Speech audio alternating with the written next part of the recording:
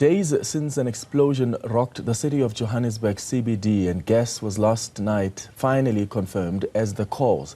Now, while plenty of other questions are still being investigated, worries around recent gas issues continue to linger. And with the explosion having taken out a key transport route for the Johannesburg residents, just how bad are the effects likely to be? Newzroom Afrika's Andersen filed this report.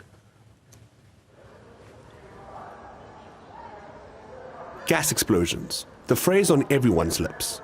Well, that was the first thought for this destructive moment on Wednesday in the Johannesburg CBD. The finer details are still to be determined. The City of Johannesburg said on Thursday evening that 3 different scenarios could be behind the explosion. All 3 involve gas. City Manager Floyd Brink identified the possible causes as an underground methane gas catching alight in the stormwater system, or the ignition of a natural gas in the underground drainage systems, or lastly, the ignition of gas from a burst pipe. Fast forward 24 hours to Friday evening, and the city confirmed that gas was indeed the culprit. And on top of that, the structure of the affected road is now dangerously unsafe. Our EMS teams, they have completed an assessment between the Lillian and Goya and Loveday streets. However, it was discovered that the tunnel has got some form of structural integrity and is deformed and not stable and may collapse at any given time as a result of the movement of crossing of the road, specifically towards the CJ Cronje building. This area has now been barricaded for the safety of motorists and pedestrians. As it stands, police say they don't suspect any criminal element in what happened.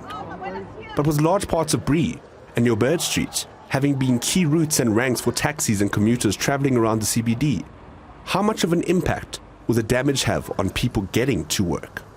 It's an arterial, network of the taxi in Johannesburg, and with these roads not, functioning and cordoned off, it's going to be difficult for us to navigate through, the city.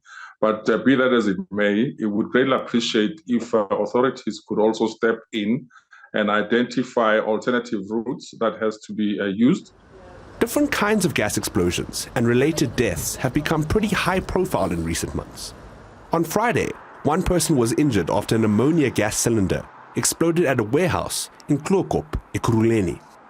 And in Boksburg earlier this month, 17 people were killed after a suspected toxic nitrate gas leak. The gas was released from cylinders as alleged illegal miners attempted to convert them to equipment used to refine gold. But with around 24 taxis damaged during Wednesday's explosion in the CBD, the Department of Mineral Resources has been quick to rule out illegal mining in this instance. The department and the City of Johannesburg say there are no old mines in the areas where the explosion occurred. So is old, damaged and unsafe infrastructure the problem? One expert certainly thinks so. It was a fairly contained area in which this explosion took place in Johannesburg. But if you look at that area of Lillian and Goy, Bree Street, where the taxi rank is and so on, it's quite close to the station where already asset stripping of railway lines and so on has happened. And I think that if we want to look at the problems of our infrastructure, we also need to secure them.